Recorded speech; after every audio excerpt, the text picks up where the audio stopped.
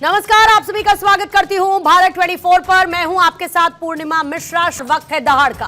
2024 के लोकसभा चुनावों में दो राज्य ऐसे रहे जहां पर बीजेपी को बेस्ट रिजल्ट की उम्मीद थी। पहला उत्तर प्रदेश, दूसरा महाराष्ट्र। लेकिन इन दोनों ही राज्यों के नतीजे उम्मीद के उलट आए। लिहाजा बीजेपी ने अपने ब्रह्मास्त्र को और धार देने की तैयारी कर ली है। महाराष्ट्र के लिए बीजेपी ने अलग से प्लान तैयार किया।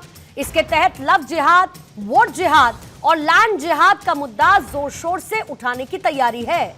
बीजेपी के इस मिशन में संघ और इसकी इकाइयां भी बढ़ चढ़कर हिस्सा लेने वाली हैं।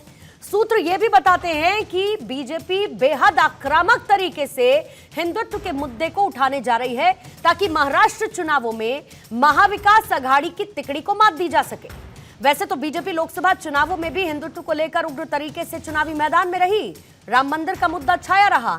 जिस मुद्दे पर बीजेपी की सियासत टिकी है वो लोकसभा चुनावों के दौरान सबसे उरूज पर रहा। और फिर भी महाराष्ट्र में बीजेपी 2019 के मुकाबले सीटें आधी से भी कम रह गई। 2019 में बीजेपी ने 25 लोकसभा सीटें महाराष्ट्र में जीती थी, लेकिन राम मंदिर की लहर होने के बावजूद सिर्फ 9 सीटें 2024 में जीत सकी है। इसी साल के अंत में महाराष्ट्र, हरियाणा, झारखंड, जम्मू कश्मीर में चुनाव होने हैं। लिहाजा महाराष्ट्र के लिए बीजेपी, संघ और विश्व हिंदू परिषद ने एक मेगा प्लान तैयार कर लिया है। और ऐसे में कई सवाल सामने उठते हैं। अव्वल तो ये कि क्या बीजेपी और उद्धव की शिवसेना के बीच हिंदू वोटों का बंटवारा हो रहा है। दूसरा ये कि क्या सिर्फ मुस्लिम वोटों की बदौलत इंडिया गठबंधन ने लोकसभा चुनावों में अपनी स्थिति को सुधार लिया है। सवाल यह भी है कि क्या हिंदुओं को जगाने के लिए बीजेपी, संघ और वीएचपी का प्लान कारगर साबित होगा। क्या यह महाप्लान मराठा आरक्षण की काट साबित होगा। आज इसी मुद्दे पर करेंगे दहाड़ में चर्चा। लेकिन आइए उससे पहले सुनते हैं बीजेपी के इस प्लान पर क्या कहना है महाविकास अघाड़ी के नेताओं का। भारतीय जनता पार्टी ने महाराष्ट्र में चुनाव जीतने के लिए क्या क्या हथकंडे अपनाने शुरू कर दिए, क्या क्या षड्यंत्र करने शुरू कर दिए। अब लव जिहाद, फिर उसके बाद हिंदू मुसलमान, धर्म की राजनीति, नैया पार नहीं होने वाली।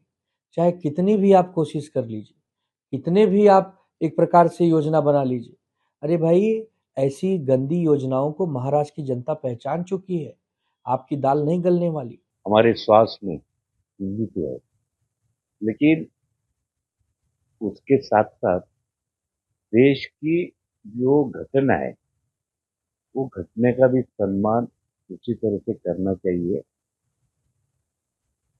तो हम भी हिंदुत्ववादी है, हमें कौन नहीं बोलेगा हम हिंदुत्ववादी नहीं है। तो ये सब चुनावी, अगर ये ऐसी बात पे चुनाव लड़ते हैं तो भगवान ही उसका भला करे। शिवसेना टूट चुकी थी। 55 में से 40 एमएलए शिवसेना के, उद्धव जी के, वो टूट के चले गए थे। शरद पवार साहब के 54 में से 40 एमएलए जा चुके थे, एकदम कमजोर हो चुके थे। उनके पास में पार्टी का निशान नहीं था। दोनों के पास में अपना पार्टी का सिंबल कुछ भी नहीं बचा। उसके बावजूद कांग्रेस भी यहाँ पर सब लोग कह रहे थे कमजोर है। उसके बावजूद अपने जो चुनाव के परिणाम देखे, 48 में से 31 सीटें महाअघाड़ी जीत गई। और आइए सबसे पहले सवालों का जिक्र कर लेते हैं जिनके इर्द गिर्द रहेगी आज दहाड़ की चर्चा। पहला सवाल ये कि क्या हिंदुत्व कार्ड महाराष्ट्र में बीजेपी को जीत दिलाएगा। कितना कारगर साबित होगा वोट, लव और लैंड जिहाद का मुद्दा। आम चुनाव के नतीजों का महाराष्ट्र पर कितना असर देखने को मिलेगा। बीजेपी के हिंदुत्व के आगे टिकेगा उद्धव का हिंदुत्व। मराठा आरक्षण की काट क्या साबित होगा हिंदुत्व कार्ड।